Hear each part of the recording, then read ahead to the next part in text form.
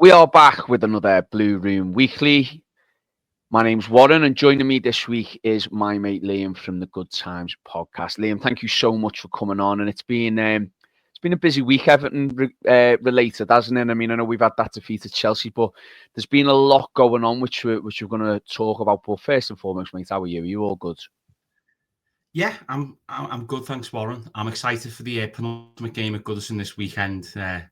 It's feeling a little bit real now, isn't it? Feels like really, counting down. It's quite scary in some ways that we're finally leaving Goodison after years of going, oh, well, we might do this, we might do that. It's dawning on me a little bit. So, yeah, looking forward to talking about everything that's going on because there's loads. It is dawning on us, you're right. And we've had this glorious weather all week, Liam. I'm hoping over the bank holiday weekend, I don't think it's going to be as hot as it has been, but I'm hoping it sticks because we all know that the best kind of Goodison is a Goodison you can go to when the sun's shining and you've got your shorts on. So fingers crossed the last two home games will be sunny for the Blues. As I mentioned in the little opening there, Liam, there has been some movement behind the scenes at Everton. I think the Freakins are really starting to, or we're seeing evidence of anyway, them really stamping their authority on the club now and starting to make decisions. I was just reading a couple of things, and our very own Paddy Boylan's and the Athletics Paddy Boylan's saying that the recent exit of Dan Purdy, who was a key sort of cog, if you like, I believe in the recruitment side of things, he's now leaving, and Everton weren't expecting that. And then obviously there's other movements being happening, none more so than the NBA legend, and I haven't heard much about him, to be honest with you, but Jason Kidd, who's the coach of the Dallas Mavericks. Now, I love me American sports, but I don't know much about the NBA, and I watched the video of Jason Kidd, and it was very sort of, how can I put it? It was a crowd-pleasing video wearing his FA Cup final 1995 shirt. It was very positive what he had to say, and I just want to read a quote that Everton sort of put out, or that, sorry, Jason Kidd himself put out. He said, "I'm honoured to be joining Everton's ownership at such an important moment. With a new stadium on the horizon and a bright future ahead, it's a great moment to come on board." And then Everton's executive chairman, Liam Mark Watts, he said, "On behalf of the Freakin Group and the Everton Board of Directors, I am pleased to welcome Jason to our ownership group." I know we don't know much about what he might do or what's going to be involved in this, but I mean, how do you view this? I can't help but feel that it's something that is quite a positive thing, perhaps. I really don't know how to view this. I think it's good that we've got someone who's a serial winner and probably someone who's managed at the elite and who coaches at the elite, but I'm not sure what to make of it, Liam. What do you make of it? I agree with you. I think it's positive. I think it's in vogue a little bit as well, because obviously you see across the way, our friends across the park, which we won't be saying for much longer, they have LeBron James involved. I think there's someone involved in Leeds United. You have to forgive me because my knowledge of basketball is probably even less than yours. Oh, same, mate. Yeah, same. But I think it is a positive because it looks like the Freakin Group are looking to lean on, as you say, elite mentality or elite, access to resources and, views. And they're not coming from a narrow-minded school of thought. I think that's something that has got to be a positive because traditionally, Gav Buckland said this brilliantly when he was discussing the end on the Blue Room with Roger and Les. Traditionally, Everton can be quite inward-looking in terms of, the only managers who've won anything are ex-players, and, every time a manager gets sacked, you want to get Duncan or Leighton or whoever in. If we want to grow as a club, we probably need to expand our world and our worldview. So I think it's a real positive, and we're in an age where it is quite competitive for revenue, and we've got some more traditional links with the American market than other clubs, going back as far as Precky. And obviously you've had Joe Max Moore, Brian McBride, and more. Sorry, people are more famous to remember Tim Howard, Don't Tell Davis said that, and Landon Donovan.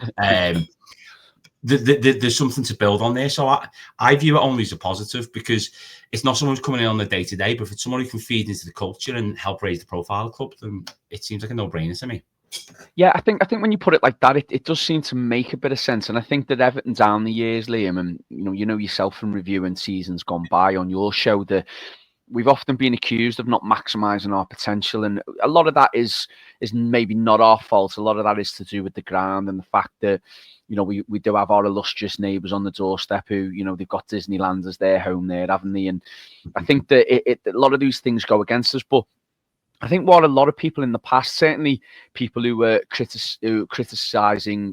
certainly people who criticised the previous regime under Mashiri and Bill Kenwright, to your point, they often did say, we're not outwardly looking, we're not trying to bring people in to grow this club. And I think that, look, actions, of course, speak louder than words, and we'll see what sort of input the likes of Jason Kidd will have going forward. But I think for me, it's a real sign of this is a proper group, this isn't it? This is a proper ownership who want to make moves and who want to improve not just what's going on the pitch, but want to make Everton. They've not bought it to just sit there and do nothing, have they? They've bought it to make it a success. And I suppose they've got a reputation and a sort of an ideal that they need to uphold. And I think bringing in people like this and the aforementioned, Angus Kinnear, who we've got from Leeds as the new CEO and the new chairman and the new structure.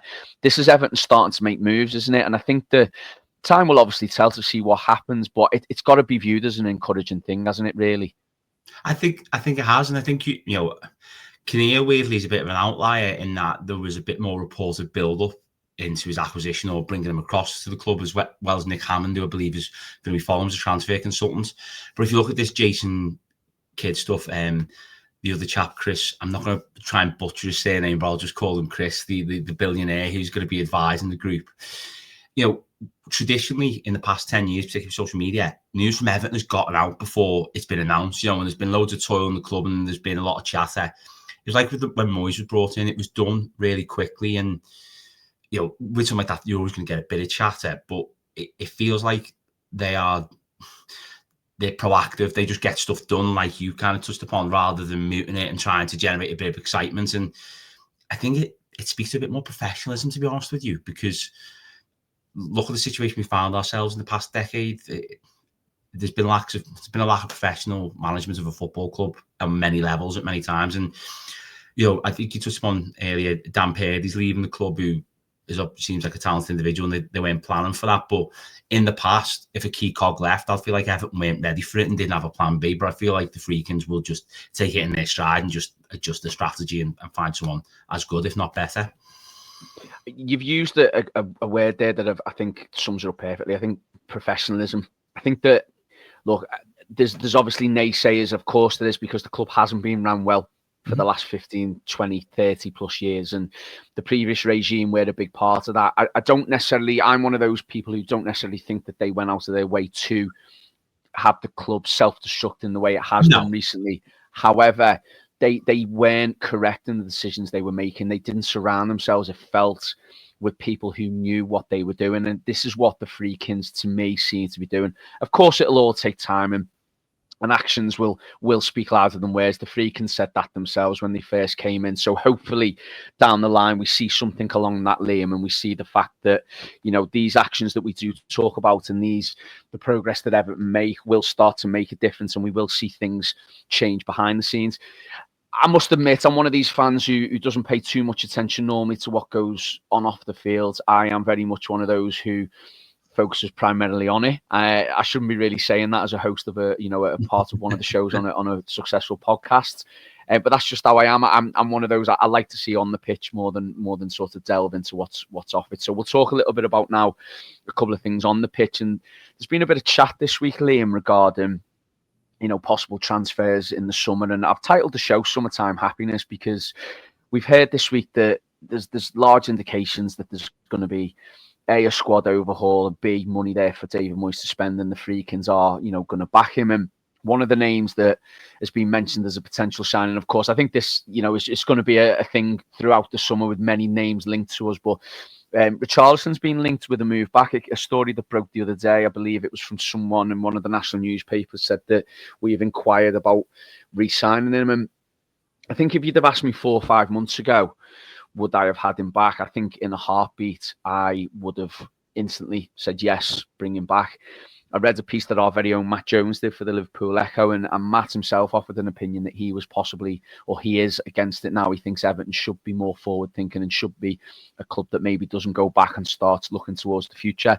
I think Richarlison himself has possibly been mismanaged at Spurs. I know he's had his injuries, and I know he's not being able to play for them on a consistent basis, but I just don't think they've used him right. And it just feels now, Liam, like as much as the love we've got for him and the majority of the fan base have for him and what he did for us to keep us up, I'm leaning towards Matt Jones's side of things, where we probably should move on from a target like this and look elsewhere. How do you feel about that? I'd probably concur. I think the circumstances the deal would factor into it. I think if you were able to get him on a loan deal and kind of pad out the squad with a bit of familiarity, maybe wouldn't be the worst deal. But I also feel like we sold them to Spurs, that they kind of pushed in the corner. They never negotiate well when you're buying from Spurs. Look at, we sold many years ago Stephen Pienaar to them, and then bought him back 18 months later for double the money we'd sold him for. They're a tough club to negotiate with. And to your point, I think the injuries are an issue, and I kind of feel a real pang of sympathy for him, because I think a lot of that actually stems, I'm no doctor, I must admit, but it feels like to me there's a lot of that hanging over from his time at Everton when he put his body on the line to save us in 21-22. He's quite open about taking injections and really playing through injury. I think there were times where he was advised not to play, and he did. And if you look back when we go 3-2 up for Calvert-Lewin, he just drops to the floor and comes immediately off the pitch because he can't, he can't function. I do feel like he put his body on the line. So, I'd be sympathetic to it, and my heart would love him because I love him as a player, and I do think Everton is a club that he loves and resonates with. But I have to agree with what Matt's saying there, in that we need to look forward a bit more in the long run. And I think we're not going to get him cheap. His wages, and even if it is the loan fee is probably going to be expensive, and you could be using loan slots on the players. So it's with the elements of reluctance, but I'd probably agree with no, personally. I think that's the only way now.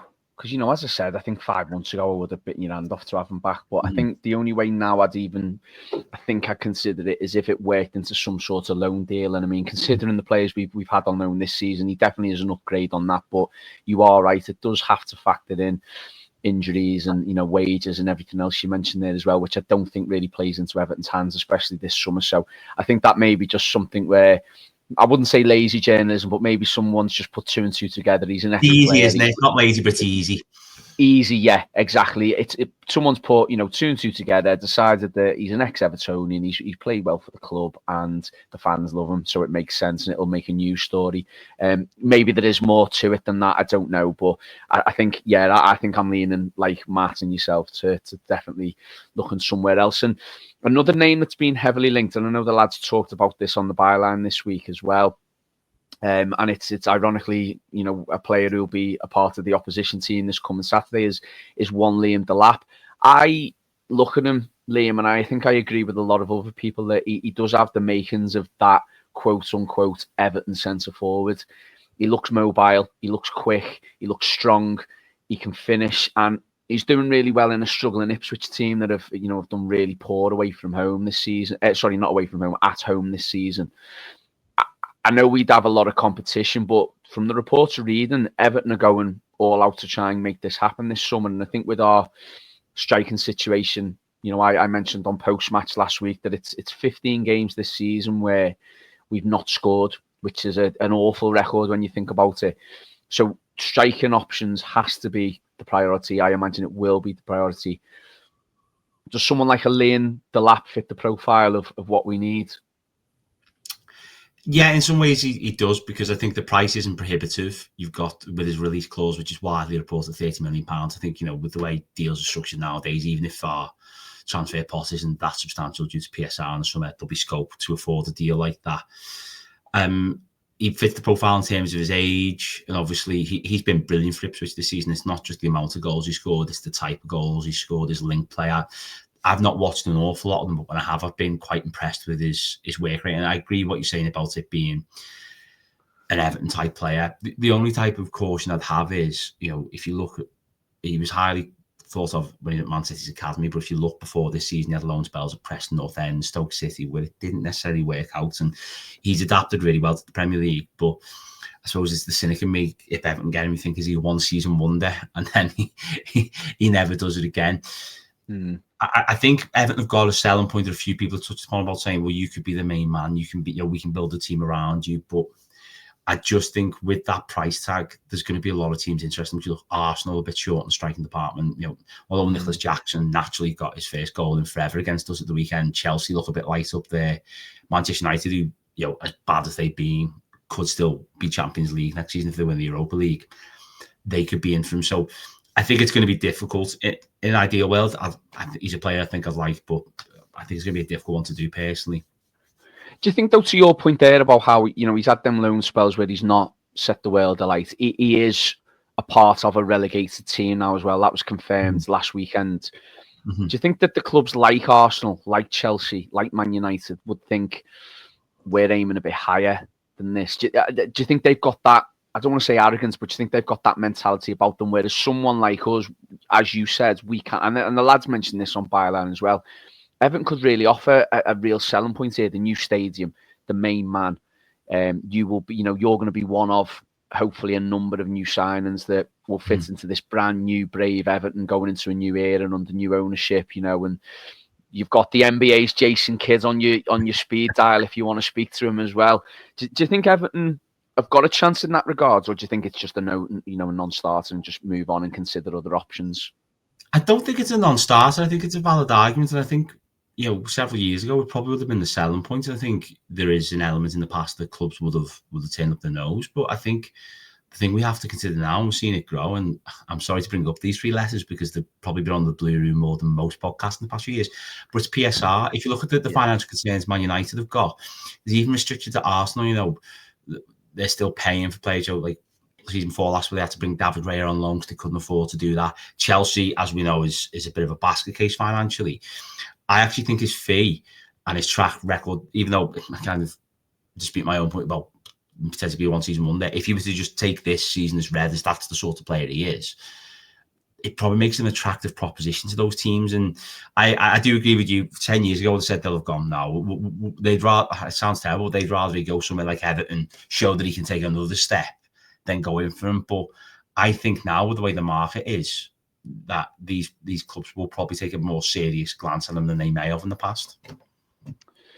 Yeah, I mean, look, we're all biased, aren't we? And Matt said something similar to this effect on the byline. We're all biased, and we think that Everton would be a great club for him and somewhere where he could come and be a real focal point. And I think ultimately it comes up to the player himself, and I think it'll be difficult. I do think, as we sit here now, I don't think he'll be an Everton player next season, but certainly from what we've heard, it looks as if Everton are going to be in the hunt and are going to be looking to add him to a number of players. And we keep hearing Liam about, and we've talked about it now on a few weeks on the show, through whether it be whatever show it is, this show on the weekly or Blue Monday, Byline, whatever it might be. The club are preparing themselves for, and Moyes, I think, has come out and said this quite early on as well, that there are going to be ins, there are going to be a lot of ins this summer, and we've discussed, to a large part as well, about the potential outs with players coming to the end of the contract. But are you excited by the summer? I mean, because I am, but I'm also wary that the squad does need an overhaul, doesn't it? So I'm not quite I don't think if we sign 5-6 players in the summer, I don't think I'm all of a sudden going to be, we're going to go for Europe or all that. I'm a bit wary because I think there's a lot of holes that need filling in that squad. And although it's always nice signing players, it's a difficult one, isn't it? How do you feel about it? Are you excited? Are you wary? Are you apprehensive? How do you feel about the summer coming up? All of them, really. Probably the politicians' answer. I feel a bit of all of those. Excitement's probably the main thing, because I think we're going to have a very different looking squad in a number of ways next season. One of the things that I would think, though, is there maybe will be some players who we bring in who mightn't see the most ambitious of signers, or there might be some players retained who are a bit of surprise, because, as you touched on there, there's got to be a lot rebuilding, and I just don't think any club or manager can really build a brand new squad overnight. I just don't think one summer you can go in, because nowadays you realistically need 20 to 25 players, don't you? We're in an age of 5 substitutions, which is done by most managers most weeks. Even for limited options, David Moyes has been probably a bit more proactive with subs in this spell at Everton than he ever was previously. But I'm excited because it is a bit of a blank canvas, and the point you were making about Liam Delap there, you can probably say to other players, well, we're going to make history in this brand new stadium. You can get it on the ground floor of a project, and that might appeal to some people's egos. And, one of the people we've been linked with is Kieran Dewsbury Hall. I don't know how much there is in that, but you could say to him, well, you were at Leicester, you were the fulcrum of the team, you've gone to Chelsea. I think he's played a handful of times in the Premier League. He's mainly been playing the Conference League. You can say to him, well, you've seen the flip side. If you go somewhere and you stand up sitting on the bench, whereas you go to Goodison Park, sorry, Bramley Moor, very, very Freudian slip there. You come to Bramley Moor, you could make yourself a starter pretty easily and help the team climb up the table. So I think it's quite exciting. I think I think although we'll make some signings which are probably a bit more less ambitious, I do think we will also go all out in certain areas. Like you're saying about Liam Delap, I think this time last year, we wouldn't have thought ever we're going to go for a player of that profile, would we? Someone who was one of the most coveted players in the league. So that's already got a bit of excitement for me. It mightn't be anything, but we're in the conversation after several years of like having to beg, steal, and borrow and buy players on Klarna. In essence, it feels to me like there are exciting times ahead, especially with the new stadium as well. So yeah, although I have wariness and apprehension, that's just natural because I'm an Evertonian. Yeah, and that's the same with all of us. We've unfortunately been marred, haven't we, with this mindset just because of how the last, I want to say 10 years, but actually in all seriousness, probably more than that. It's probably more like 30, isn't it? Yeah. At the time of recording, Liam, so we're recording this on the Thursday before the Ipswich game. It's just been announced in the last hour that Everton are offering supporters and season ticket holders a chance to buy their own season ticket seats. So there was much speculation about this for a long time about what Everton were going to actually do and how it was going to, how something was going to be arranged, if you like, in sort of an official capacity. The club have put out this. They said Everton Football Club has given season ticket and hospitality members a once-in-a-lifetime opportunity to own a piece of Goodison Park history as the club prepares to play its final Premier League game fixture at its iconic home. With only the much-anticipated Ipswich Town and Southampton fixtures remaining in the 2024-25 season, fans will have the chance to purchase physical seats from the historic stadium. Each seat sold will come in a specifically designed, personalised Goodison Park presentation box, complete with a certificate of authenticity, making it the perfect keepsake for supporters wanting to treasure their connection with the grand old lady forever. Supporters and hospitality members will have an exclusive purchase window period starting from 10 a.m. on Friday, 9th of May, with seats priced, Liam, at £90 plus £10 for UK postage and package. I want my seat, and I know people say it's a bit of plastic. You sit on it, you haven't sat on it that much. It's, really, if you think about it, I think for me, there's a few questions I've got around it. Like, am I able to take it out of the box? Am I able to have it physically? Can I put it somewhere in my house, for instance?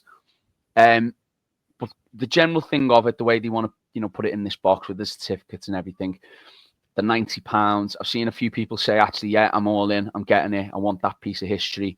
And I've seen a few people say it's a bit of an exploitation of the fans, charging that much for a bit of plastic. Will you be buying yours, Liam? How do you see it going? Do you think you'll have yours to having a personalised box to sit on your mantelpiece? Well, I feel bad now because I bought a job lot of screwdrivers, and I don't know if I'll be able to get rid of them. I've seen someone say one of the best things you can do now is have someone on Goodison Road selling spanners on the last day of the season. They'll make a mint. It's a tough one, isn't it? I think it's not the most expensive thing in the world, but I also understand that finding £100 is not easy for everyone, especially in the current climate. No, it's not. Right now, we won't deep dive into that too much because I'm not sure everyone is au fait with it. But we have to consider our fan base as well. We're predominantly a working class club with a working class fan base, and I think generally the club are okay factoring that in with the direct debit to season tickets. In fact, the season ticket prices for the new stadium they've not gone up astronomically. It's not cheap, but it's not overly expensive when you compare to other clubs in the division. I'll probably get it personally. That would be my inclination. But I get the argument about exploitation because people pay quite a bit to go to the match. And especially people go home away and stuff, and maybe a tenner could be factored into it. But by the same token, one of the issues that won't necessarily be considered automatically, sadly, we've spoke on this and so many pods about the finances of the club. I just did a bit of a rough estimation before. If 25,000 people bought those seats, so say 25,000 of our season ticket holders bought those seats at £90 a pop, that generates £2.25 million for the club. Now, don't get me wrong, I know in football and parlance these days with transfer fees and wages, it mightn't seem like too much, but when we're still at the edge of PSR issues, it feels like the club are trying to maximise their revenue. And this goes to stuff we say about the Freakins. You kind of can't have your cake and eat it, unfortunately. I do think Everton's community roots and heritage is terribly important, as is accessibility. I think, when you see tickets on resale sites, I know I'm kind of off the tangent there, it's a disgrace. And fans should have access to the game. But we also kind of have to be aware of it's still a business, and for us to make the progression we want, these sorts of things are going to happen. Personally, I think it's a bit exploitative. I think maybe they could have made it a bit cheaper, but if I'm going to buy it, I'll probably say no way I'm not, and then be first in the queue on the 9th of May. When they first read a little bit about that earlier on, I thought to myself, I'm not going to do that. I'm not going to do it. And then I thought, you know what you're going to do? It's going to get closer to the purchase time, and you're just going to go, yeah, it's a one-off. And I've said all season, it's a one-off. It's a one-off because it is it's historic. And we opened up with it at the start of the show, just saying about how it's really starting to sink in. And each game that we've had, getting closer to it, Liam, it started to really hit home for me. I must admit, I got quite emotional at the who did we have last prior to Man City? I got quite emotional at the Man City game because I thought, and I actually recorded a bit like an idiot, but I recorded just walking down the steps from the Upper Gladys to walking out onto the Gladys Street, because I thought, I'm only going to do this walk after this now 2 more times, and that's it forever. And it really hit me. So when something like this comes around, I feel to myself that I've kind of got to do it. And I know people will say it's just a bit of plastic, it's this and that, but I think what Everton can't be accused of is not making things, the way the season tickets have come out in recent years, the way they've sent them out in the post and stuff like that. They've really done good work around the graphics and the design of things. And I think that if they're saying that this is going to be a personalised, sort of inclusion with the certificates and everything, I think they'll do that really nice. And as I say, the only thing I want to know is if I'm able to actually physically take it out and put it somewhere in my house or whatever. If I end up building a bar one day and sticking it in my bar in the back garden or whatever, that's what I'm looking for. But we'll see. But yeah, I think I'm like you. I think eventually it'll be something that I'll just end up doing, and I'll go, why have I spent? And people who don't support Everton, who know me, will go, why have you bought a bit of plastic for 90 quid? But to us, it means obviously so much more than that, Liam. Looking ahead then, so yeah, we've got the penultimate game at Goodison Park. Ipswich Town are coming to Goodison on Saturday, and they're obviously already relegated now. That's been confirmed.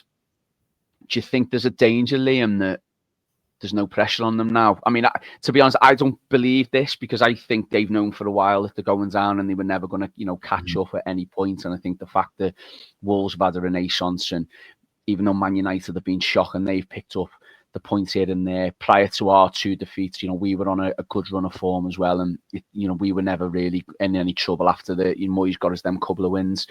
Is the pressure off for Ipswich, and do you think that could potentially go wrong for us, or is this a chance for Everton to go, do you know what, this is why we're a Premier League club and you're not?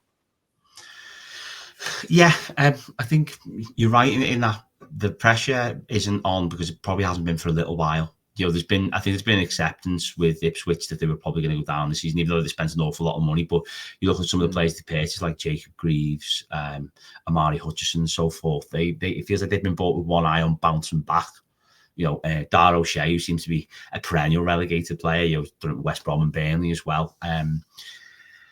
I agree with you, though. I think it's kind of it is an opportunity for us to stamp our mark, but I think that's difficult because we're not expected to dominate games. That's not something we do well. That said, not long after I was last on, you and I, we spoke about the Forest game. We went there and had the lion's share of things, and actually were really good. Probably arguably our best performance of the season.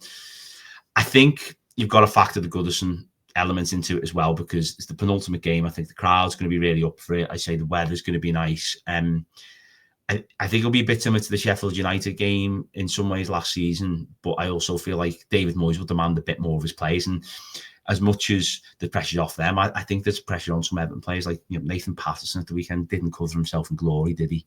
I'm sorry to say that to you, because I know you're a Nathan Patterson fan. I know he's a player that you think kindly of.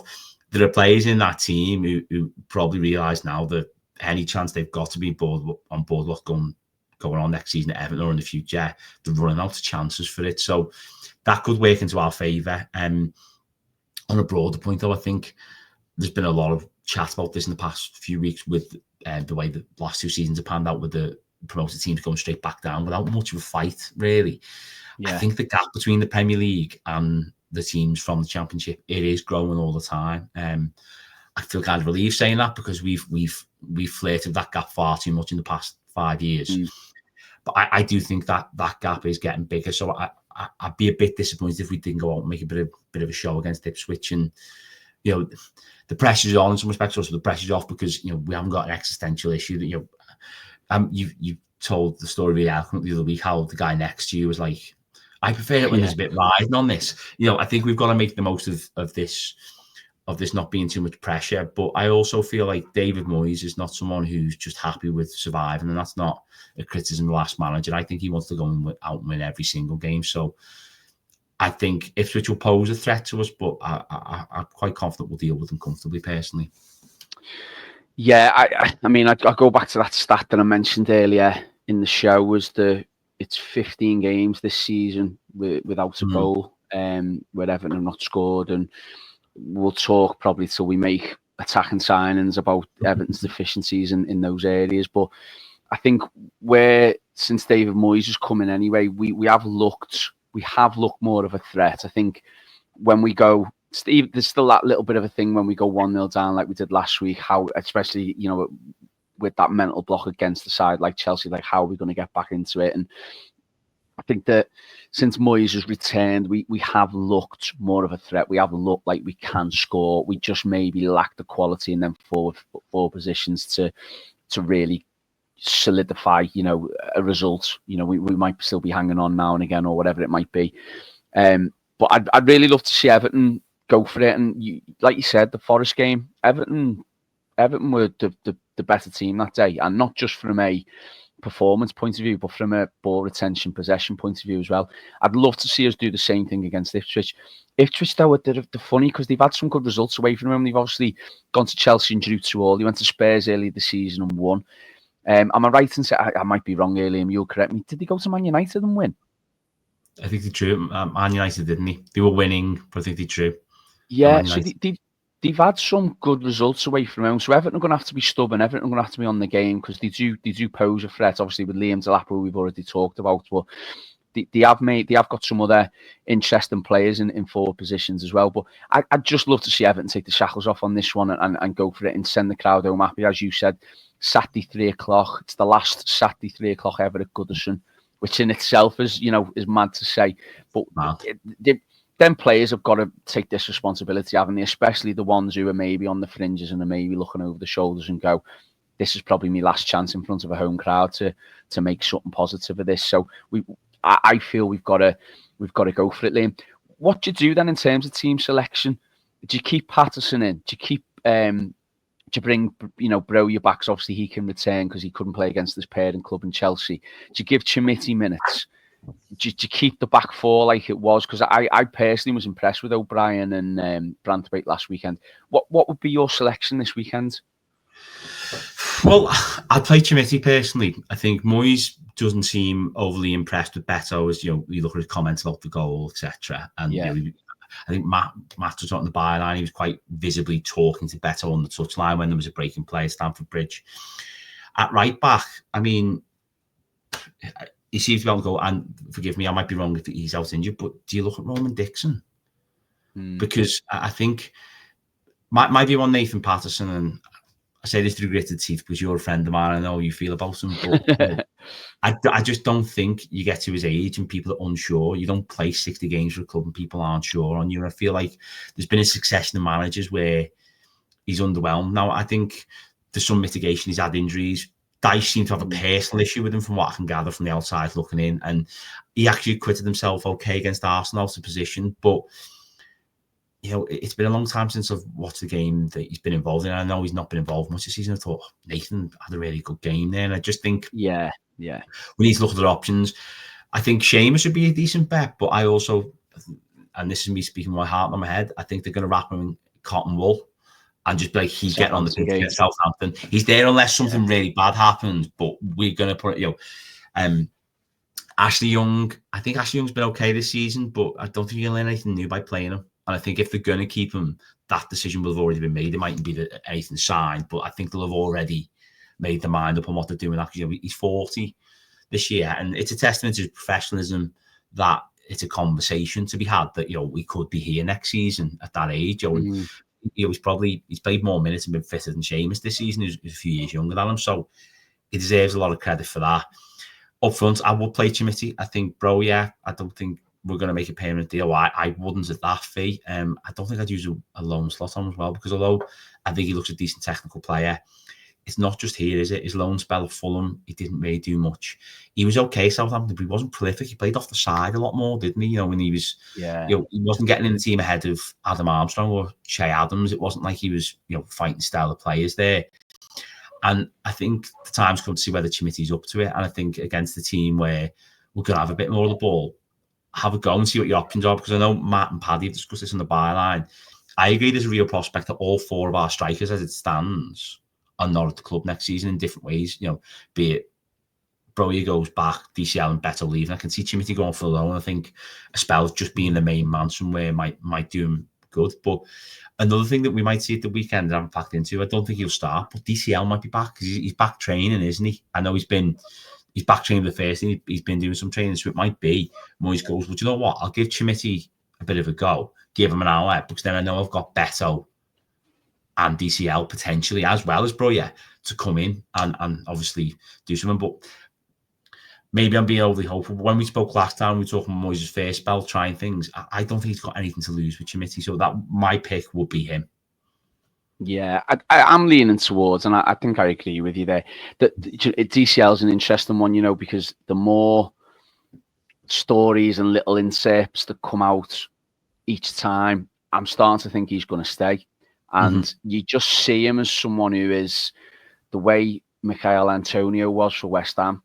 I can just see him being that version for Moyes at Everton. Time will tell. He might have already had it signed, sealed that he's off, on the continent, or he's signed for someone else. But the more days that pass without any real news coming out about him, I just feel that he's going to, end up being Moyes' main man up top, and then, signing someone to play alongside him if he has his injury record, someone else we can rely on up there if his current injury record carries on. So we'll see. But yeah, here's hoping the weekend can prove a very good, one of the lasting memories of Goodison and Everton can put on a real performance for the fans in that penultimate game.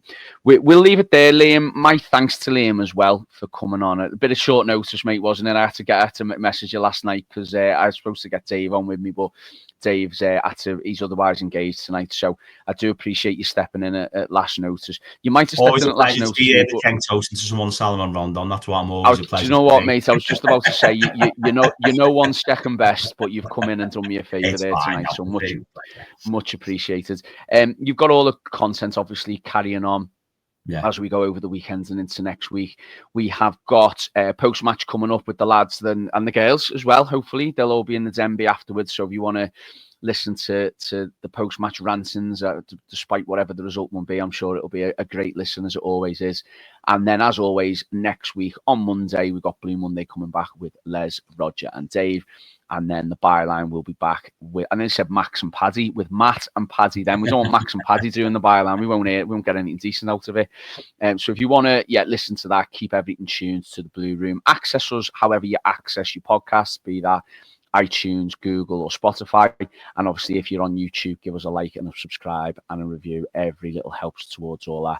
So that's us for the weekly this week. We'll speak to you next week. Up the Toffees.